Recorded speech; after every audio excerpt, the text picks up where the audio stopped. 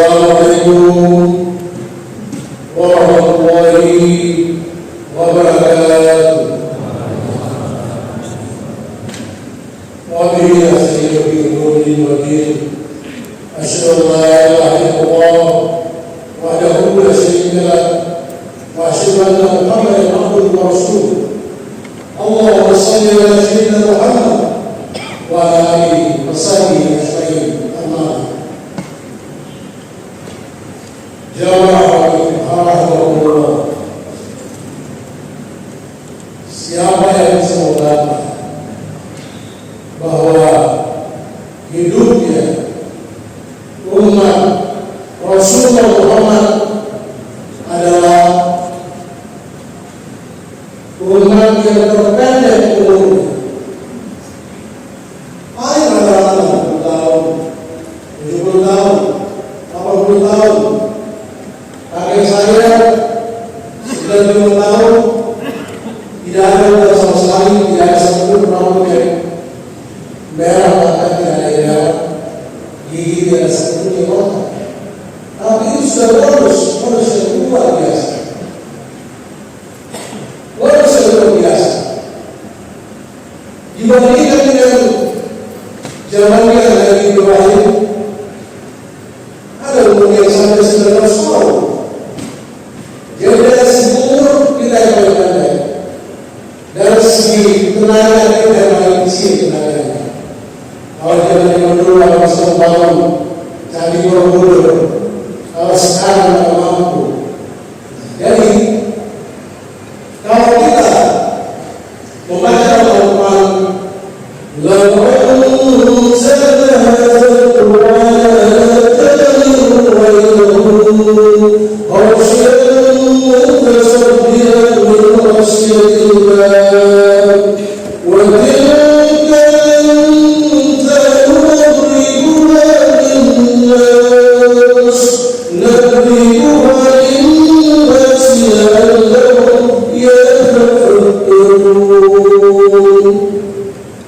seandainya Al-Quran ini diturunkan kepada gunung-gunung, niscaya akan melihat gunung-gunung itu tak pecahlah karena takutnya kepada Allah.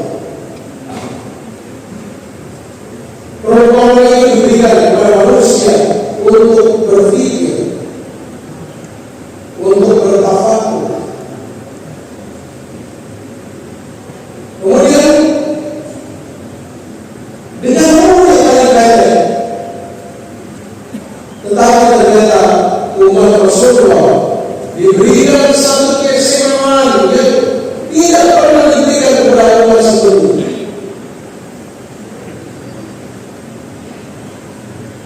Kalau dulu orang berpuasa, umat Muhammad pun berpuasa, tapi puasanya umat Rasulullah diberikan satu bulan yang sangat istimewa, bulan Ramadan, yang di dalamnya ada 10 malam yang lebih mulia daripada 1000 bulan.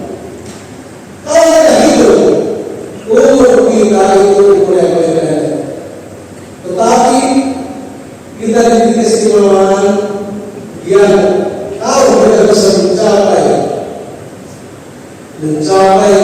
Lailatul Qadar, itu kita bisa berkali-kali lipat lebih dibandingkan umat yang terdahulu.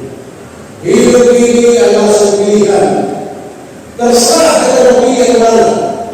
Bahkan beragama pun itu ada sebuah bahasa, la ikraha fid din.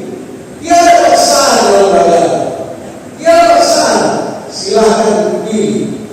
Yang penting sudah disampaikan, sudah diberitahu. Saya bukan seorang kiai, saya bukan seorang ustaz, tapi mati. Saya hanya menjalankan wa ta'awunu 'alal birri wat taqwa, wa la ta'awunu 'alal itsmi wal 'udwan. Kewajiban kita sebagai umat manusia untuk saling ingat memperingatkan pada kebaikan dan ketakwaan. Jadi hidup yang singkat itu, tapi bisa berlebihan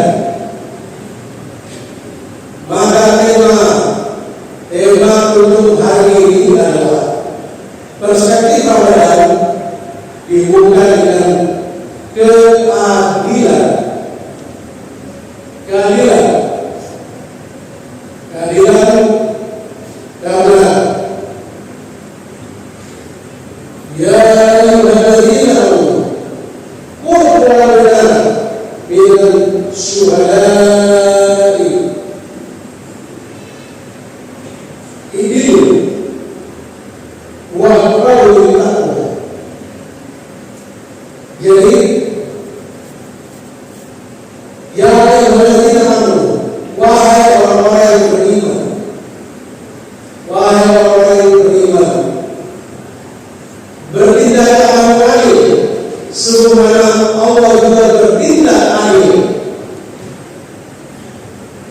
dan sesungguhnya keadilan itu dekat pada takwa. Wallahu khairun la'allakum tattaqun.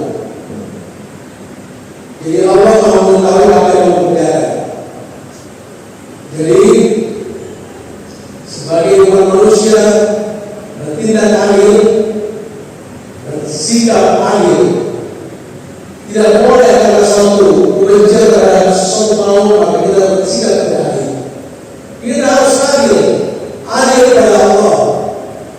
Adil pada Allah, ya kita menjalankan kewajiban kita pada Allah, menjalankan perintahnya dan menjauhi larangannya. Sedangkan kewajiban kita meminta pada Allah, hanya pada Allah. Ud'uni astajib lakum.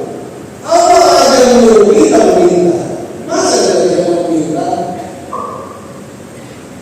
Allah itu tidak pernah mengingkari janji. Baik dan itu dia. Jadi tidak pernah mengingkari.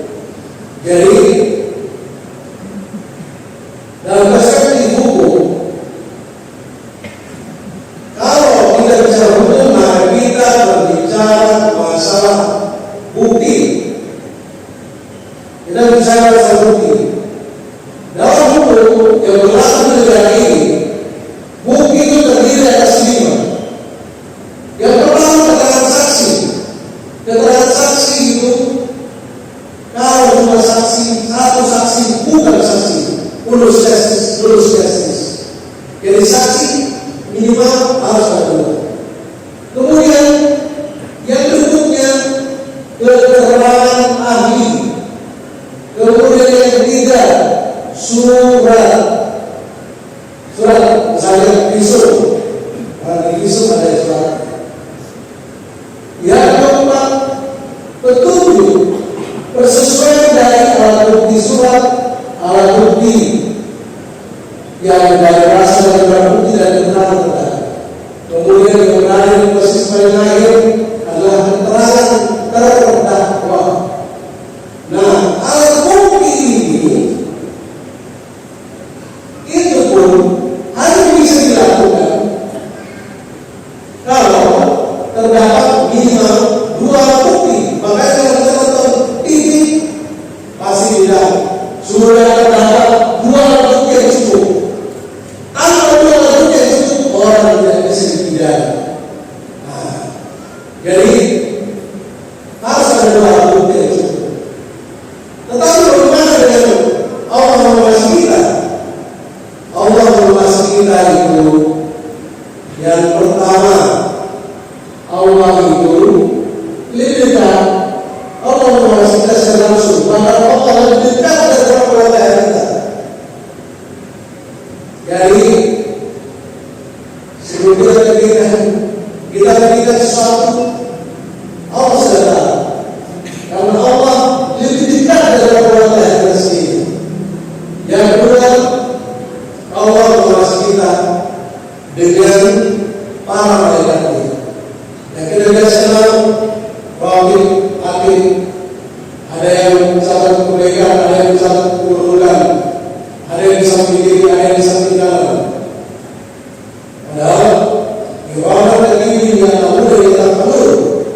Di samping kiri, samping kanan, depan belakang. Bagaimana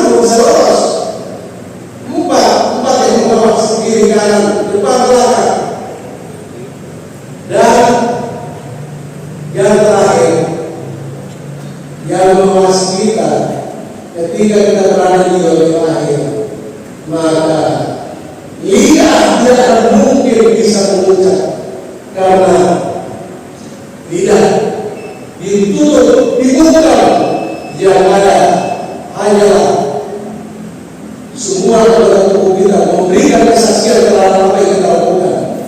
Maka dalam kesempatan ini kesaksian cuma satu, jaga sebaik-baiknya diri kita, lisan kita, tangan kita, supaya menjadi orang baik, langkah ke arah yang baik, dan semuanya mulut kita jangan menyentuh hal yang haram,